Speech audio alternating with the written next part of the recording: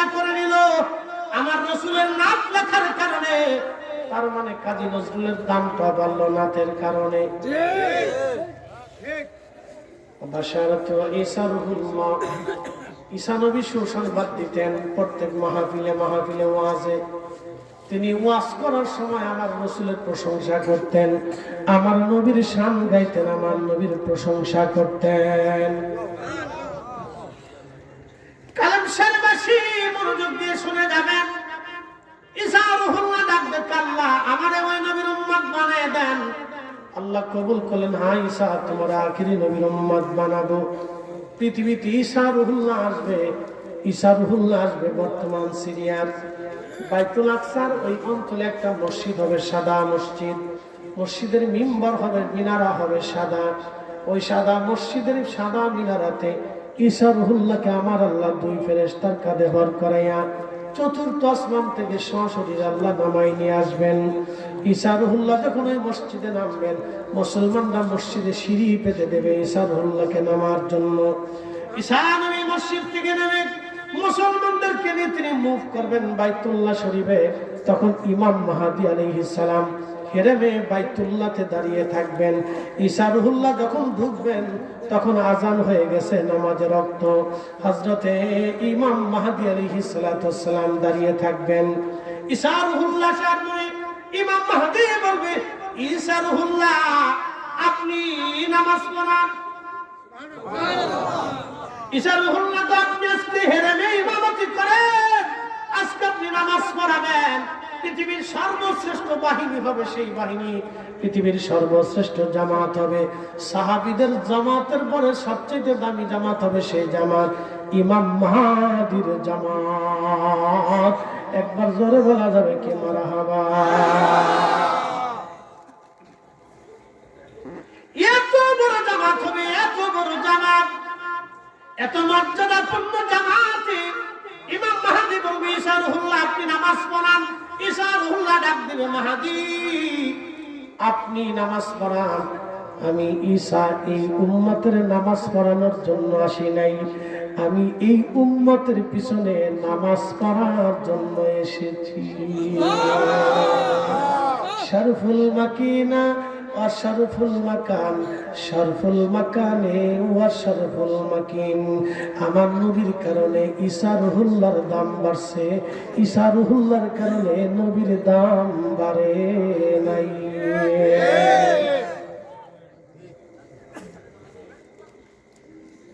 আমার নবীর কারণে ঈসা রুহুল্লাহর দাম বাড়ছে, ঈসার কারণে আমাদের নবীর দাম বাড়ে নাই।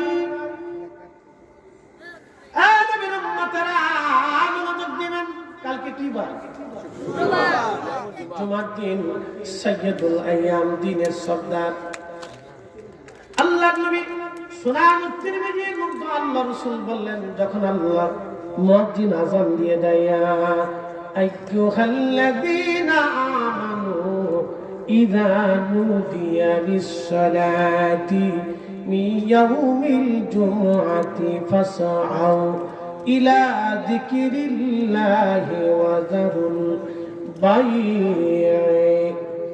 আল্লাহ ডাকলো, হে বান্দা, যখন জুমার আযান হবে ঠিক তখন তুমি বেচা বিক্রি, ব্যবসা বাণিজ্য, কাজ বাজ, চাকরি বাকরি সব তুমি ছেড়ে দিয়ে আমি আল্লাহর হুকুম মানার জন্য, আমি আল্লাহর শরণে তুমি মসজিদে চলে আসো।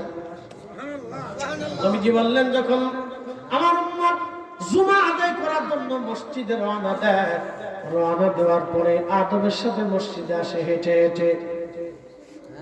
আবার মসজিদে ইমাম সাহেবের কাছাকাছি বসে খুতবা শুনে, খুতবা শোনার পর স্থিরতার সাথে আদবের সাথে নামাজ পড়ে। নামাজ শেষ হয়ে যাওয়ার পরে আমার উম্মত আবার আদবের সাথে হেঁটে হেঁটে বাড়ি চলে যায়। আমার উম্মতের আমলনামায় প্রত্যেক কদমে কদমে 1 বছর ইবাদত এবং 1 বছরের নফল রোজার সওয়াব আমার আল্লাহ আমার উম্মতের প্রত্যেক কদমে কদমে কদমে কদমে কদমে লিখে দেয়। আল্লাহু আকবার। এই ঈসা নবীর উম্মত ইবাদত করছে কয়শো বছর? 100। জোরে বলেন কত? আপনাদের এখানে করে কারো বাড়ি আছে না মসজিদে যাইতে 200 কদম হয়, এরকম আছে না কারো বাড়ি? আছে না অনেকে? 200 কদম যদি যাইতে আর 200 কদম আসতে, তাহলে কত হলো? 400 কদম। এই নবীর উম্মত এক জুমাতে 400 বছরের নেকি পায়। দাম কি হেদায়েত না আমাদের? আমরা গুণে না নবীর গুণে? ওই জন্য ওই নবীর তাজিম আমরা জীবনের শেষ নিঃশ্বাস পর্যন্ত করেই যাব। এই হাত উঁচু করে বলেন, হাত উঁচু করে বলেন, হাত উঁচু করে বলেন, করবেন নি, করবেন নি। আর ফতোয়ায় আমরা বাদ দেব না। জমিন কা আল্লাহ, আসমান কা আল্লাহ। আল্লাহ এই পৃথিবী কার আইনে চলে? সৃষ্টি কার আইনে? এই অনুপরমাণু কার আইনে? এই সূর্য কার আইনে? এই জমিনে, বাতাসে, মেঘমালায়, খাদ্য, শস্য, গাছ গাছালি, বর্তমান পৃথিবীতে 4 লক্ষ প্রজাতির জীব জগৎ, সপ্তম আসমান, সপ্ত জমিন, ভূমণ্ডল, নবমণ্ডলে যত সৃষ্টি আছে সব আল্লাহর আইনে চলে। আল্লাহ নিজে বলেন, আমার ফেরেশতারা আমার রাসূলের উপর দুরূদ পড়ে, আমি আল্লাহ নিজে দুরূদ পাঠাই এবং সালাম পাঠাই। অতএব তোমরাও সাল্লু আলাইহি ওয়া সাল্লিমু তাসলিমা, তোমরা দুরূদ পড়ো এবং সালাম পাঠাও। আমরা যতদিন বেঁচে থাকবো মুসলমানের ঘরে ঘরে নবীর দুরূদ সালাম চালু করার জন্য আমরা মুসলমানের ঘরে ঘরে মিলাদ কিয়াম চালু রাখবো। হাত উঁচু করে বলেন, ঠিক না বেঠে? নারায়ে তাকবীর, নারায়ে রিসালাত, ইয়া রাসূলুল্লাহ, নারায়ে গাউসিয়া, ইয়া রাসূলুল্লাহ। মুফতি জাহিল ইসলাম ফরদিস সাহেব জিন্দাবাদ, জিন্দাবাদ। দোয়া, জিকির, ইবাদত চলবে। মুসলমানের ঘরে যদি দোয়া না হয় তো দোয়া কি হিঁদুর ঘরে হবে? মুসলমানের মসজিদে যদি দোয়া না হয় তো দোয়া কি মন্দিরে হবে? মুসলমানের ঘরে যদি কোরআনের খতম না হয় তো কোরআনের খতম কি খ্রিস্টানের ঘরে হবে? মুসলমানের বাড়ি যদি জিকিরের মাহফিল, দোয়া, দুরুদ, মিলাদ মাহফিল না হয় তো তাহলে কি হিঁদুর বাড়ি হবে? তো মুসলমানের ঘরেই তো কোরআন খতম চলবে, মুসলমানের বাড়িতেই মিলাদ মাহফিল চলবে, মুসলমানের ঘরেই দোয়া চলবে, মুসলমানের ঘরেই আল্লাহর কালাম, আল্লাহর কথা, রাসূলের দোয়া দুরুদ চলবে। বেদাতের ফতোয়া, এটা গাট্টি রুকসা নিয়ে ঘুমাই থাকে, ওগুলো দেখার সময় আমাদের নাই। এটা বন্ধ করে দিয়ে উম্মতের লাভ হয় নাই, লাভ হয়েছে শয়তানের। শয়তানের লাভ হয়েছে শয়তানের। শয়তানকে আমি 1450 বছরে যা পারিনি তোরা 2 ফতোয়া মেরে দিয়ে তাই করে দিচ্ছিস। কথা ক্লিয়ার না ভেজাল আছে ভাই? ক্লিয়ার, ক্লিয়ার কথা।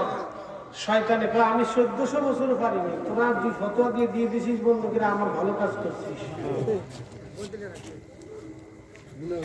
এই উপস্থিতি আল্লাহ আমাদেরকে বুঝার তৌফিক দিক, সকলে বলে না বুঝতে হবে আমাদের। অনেক কথা আছে, অনেক কথা, শুধু একটা জুমা দিয়ে বুঝাই দিলাম যে এক জুমাতে যাবেন আর আসবেন তাতে 400 বছরের নেকি। মাহফিল দিছেন না? আপনাদের কি জোর করে আনছি? জোর করে বসায় রাখছি? ইচ্ছা করলে চলে যেতে পারেন না? যান না কেন? কার ভয় বসে দিছে? কার আশা? কার মহব্বতে? রাসূলের মহব্বতে। ভয় কার? মহব্বত কার? দুই কারণে আজকে বসে দিচ্ছে। বহু মুসলমান এই কালেম সারে আছে, কখনো ঘরের ভিতরে বয়ে দিচ্ছে। আছে না ভাই? কপালে থাকা লাগে, কপালে থাকা লাগে। চলে তো যেতেই হবে কবরে, মেহেশরে দাঁড়াইতেই হবে। মনে রাখবেন, আল্লাহ নবীর হামদের পতাকার মাধ্যম ছাড়া, রাসূলের শাফায়াতের পতাকার মাধ্যম ছাড়া আবু বকরও জান্নাতে যেতে পারবে না। এই জন্য আবু বকর বলতেন, ইয়া রাসূলুল্লাহ, আপনি আমার এই ছোট্ট মেয়েটাকে বিয়ে করেন। মেয়ের বয়স, আম্মাজানের বয়স কত ছিল? 5 বছর। রাসূলের বয়স 50। 5 বছরের একটা মেয়েকে 50 বছরের একজন বৃদ্ধ বয়স্ক লোকের কাছে আমি যত বড় সুন্দর বক্তা হই, আপনার মনোভূত ব্যক্তি হই, কখনো আপনার 5 বছরের মেয়েটাকে আমার সাথে বিয়ে দেবেন? কখনোই না। আপনি বলবেন যেটা হতেই পারে। সেই দিন আবু বকর রাসূলকে বারবার অনুরোধ করে, নবী বারবার বলেন আবু বকর সে তো ছোট। আবু বকর বলে ইয়া রাসূলুল্লাহ ছোট বড় বুঝি না, আমি এটাই বুঝি আমি আপনার সাথে আত্মীয়তা করি। দলিলে না ভালোবাসা? আমাদের দেশে অনেকে আবেগ দিয়ে ধর্ম চলে। বেটা আবু বকরের ওই দিন আবেগ না হলে আম্মা জান আয়েশার সাথে রাসূলের বিয়ে হতো না। হযরত হামজা গাসরুল মালাকার আবেগ না হইলে ওই দিন তিনি উহুদের ময়দানে জিহাদে যেতেন না। হযরত মালিক ইবনে সানানার আবেগ না হলে নবীর রক্ত পান করতেন না। উম্মে আইমানের আবেগ না হলে রাসূলের পেশাব পান করতেন না। হযরত ওয়াসাল করিমের নিজের দাঁতই ভাঙতেন না। আবেগ দিয়ে রাসূলের প্রেম হয়। কথা বল না কেন? আবেগ ছাড়া রাসূলের প্রেম বুঝাইতেছে না। আবেগ দিয়ে ধর্ম চলে বেটা, এ ধর্ম আবেগ দিয়ে চলে। আবেগ ছাড়া ধর্ম হয় নাকি? আবেগ না আসলে কি রব্বে কারীমের দরবারে কেউ কাঁদে নাকি? কি কথা বল না কেন? প্রিয় উপস্থিতি আমার অনেকে বুঝে না, ওটা বেতালে আতালে বুঝাই দিতেছে আবেগ দিয়ে কি ধর্ম চলে। আবেগ ছাড়া ধর্ম আছে নাকি?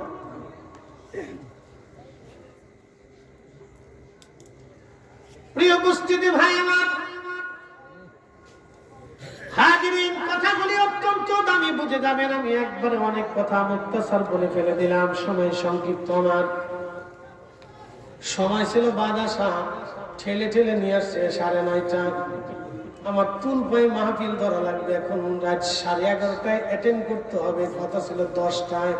ঠেলতে কইতে আমি নিয়ে তুল পাইতে ঠেকাইছি 11:30টায়। এখন এখান থেকে যদি দেরিতে ছেড়ে দেন তাহলে আমার এই কমিটি দিবে বাস। মানাইছি 11:30টায়, এখান থেকে 1 ঘন্টা রাস্তা মেয়াদ দেখছি। তো উপস্থিতি সময়ের স্বল্পতা, এটা আসলে কিছু করার নেই, আমাদের হাতে সময় নেই, কমিটিরও কিছু করার নেই। আমরা তো সিরিয়াল আমরা পাই না। আমার ভাই খুব অনুরোধ করে বললেন যে হুজুর আসে, বললাম ঠিক আছে আসবো ইনশাআল্লাহ। এই জন্য সময় বেশি দিব না, অল্প সময়ের ভিতরে আমি খুব গুরুত্বপূর্ণ কথা আপনাদের সামনে উপস্থাপন করছি। দম সারি না, সময় খুব কম, কথা অনেক বেশি। আমরা আহলে সুন্নাত ওয়াল জামাতের অনুসারী, আমাদের তাকদীর ভালো। কি ভালো? শোনেন, পৃথিবীতে কোটি কোটি মানুষ, সবাইকে ওলি আল্লাহ। আরেকটা খাজা বাবা আজমির একটু জন্ম দিয়ে দেখান তো, ঠিক আছে না ভাই? আরেকটা শাহজালাল ইয়ামিনী আপনি একটু জন্ম দিয়ে দেখান তো। আরেকজন মুজাদ্দিদ আল ফেসানি সেরহেন দিয়ে আপনি জন্ম দিয়ে দেখান তো। আল্লাহ ওনাদের অনুসারী আর মুহিব্বিন আমরা বানাইছে, এটা আমাদের কপাল। কথা কন না কেন? ঠিক কি না? আমাদের কি? যদি আল্লাহ ঈসা নবীর উম্মত বানাই দিতেন কি করতেন? কিছু করার ছিল? আল্লাহ দয়া করে এই নবীর উম্মত আমরারে বানাইয়া আমাদেরকে পছন্দ করাইয়া আল্লাহ 70 গুণ মর্যাদা বাড়াই দিয়েছে। ওই নবীর প্রশংসা করব না, ওই নবীর দুরূদ গাবো না, ওই নবীর নাম গাবো না, ওই রাসূলের পক্ষে থাকবো না। থাকবো কি আমরা শয়তানের পক্ষে? বলতে কি বেদাতি বললেও থাকবো, সুন্নতি বললেও থাকবো, গালি দিলেও থাকবো, কাফের বলেও থাকবো। কথা ঠিক আছে না ভাই? বুঝেছি। প্রিয় উপস্থিতি, শুধু একটা জমা দিয়ে বুঝিয়ে দিলাম আমাদের মর্যাদা কথা। এই মাহফিলে আপনি বসছেন, আপনাকে জোর করে বসানো হয় নাই, কিন্তু আপনি বসে গেলেন। এই মাহফিল খানা দেখার পরে আল্লাহর এত ভালো লাগতেছে। আমার আল্লাহ ইউবাহিমুকুমুল মালায়েকা, সব ফেরেশতাদের সামনে নিয়ে আমার আল্লাহ বলে, ফেরেশতারা দেখ, তোরা আমার এই বান্দা সৃষ্টি করতে নিষেধ করেছিলি, আমি তাদের কাম দিলাম, ক্রোধ দিলাম, লোভ দিলাম, মোহ দিলাম, কামনা বাসনা রিয়া আশা আকাঙ্ক্ষা যাতনা দুঃখ বেদনা সুখ, এই নেগেটিভ পজিটিভ, ক্ষুধা দিলাম, পেট দিলাম, খাবার দিলাম, দুনিয়া দিলাম, আশা দিলাম, আকাঙ্ক্ষা দিলাম, কত কিছু দিলাম, নেগেটিভ দিলাম, পজিটিভ দিলাম। আবার পিছনে একটা শয়তানও আছে, সে বারবার ধোঁকা দেয়। আমার বান্দা দুনিয়ার সব কিছুকে লাথি মেরে ফেলে দিক, আমার জান্নাতের বাগানে বসে বসে নাদুল্লাহ, আমি আল্লাহকে ডাকতেছি, ওয়া নাহমাদুহু, আমার প্রশংসা গুণ কীর্তন করতেছে রে ফেরেশতারা। তোরা আমার এই বান্দা সৃষ্টি করতে নিষেধ করেছিলি ফেরেশতারা রে, তোরা সাক্ষী থাক, আমার একটা বান্দাকেও আজকে মাহরুম করব না। আমার বান্দাদের জীবনের গুনাহগুলি আমি আল্লাহ মাফ করে দিলাম।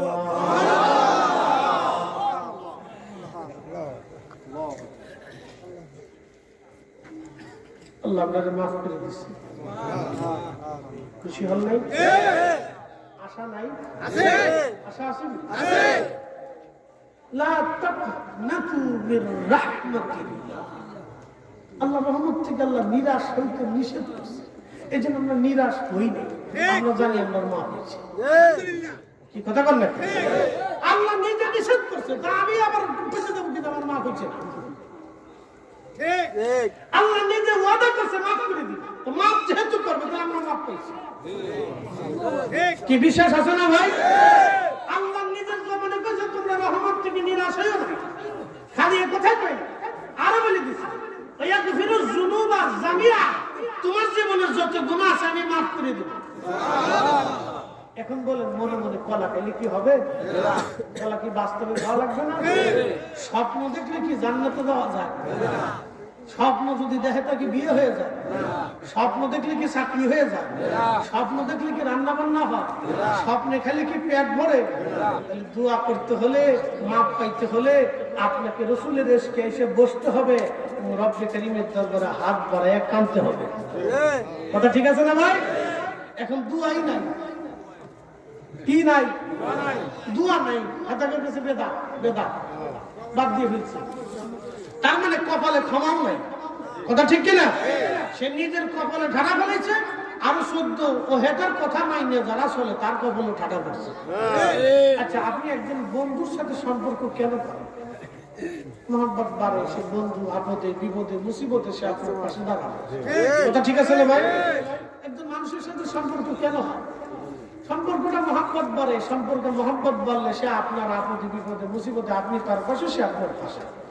এখন আপনি মরে গেলেন, এমন এক বন্ধুর সাথে বন্ধুত্ব করলেন যে দোয়া মানে আপনার কবরের পাশে দাঁড়ায় বললো যে দোয়াই নাই, খুঁজে দোয়া করে কি লাভ, আমার বন্ধু যা পাইছে তাই কবরে নিয়ে চলে গেছে, আসসালামু আলাইকুম।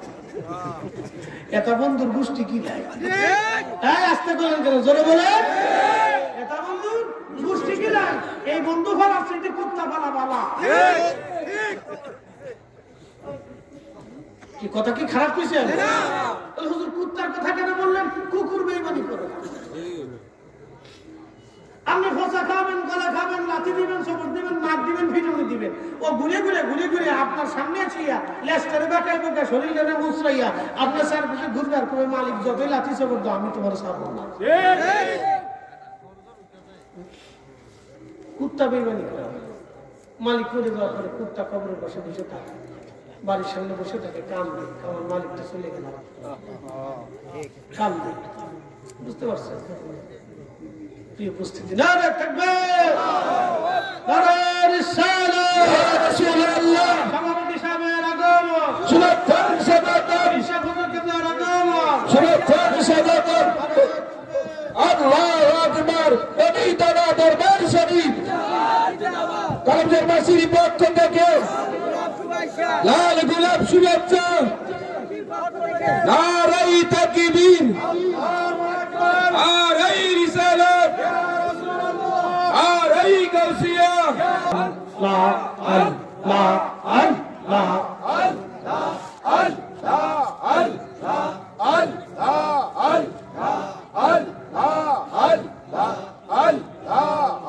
আল্লাহু আল্লাহু রহমান আল্লাহ জপনা আল্লাহ জিকির না করিলে দিল তো জিন্দা হইবে না। আল্লাহু আল্লাহু রহমান আল্লাহ জপনা আল্লাহ আল্লাহ আল্লাহ আল্লাহ আল্লাহ আসবিরি খাতা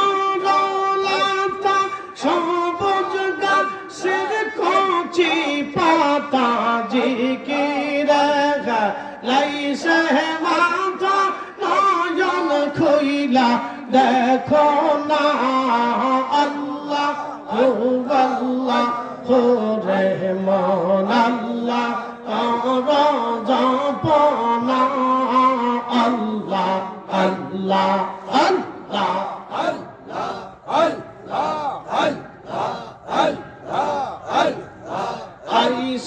ভাবে যাইতে হবে বেবে কেনে ভাবনা আদম ফরিদি বেবে বলে আল্লাহর জিকির সাইর না আল্লাহ আল্লাহ রে মন আল্লাহ জপনা আল্লাহ আল্লাহ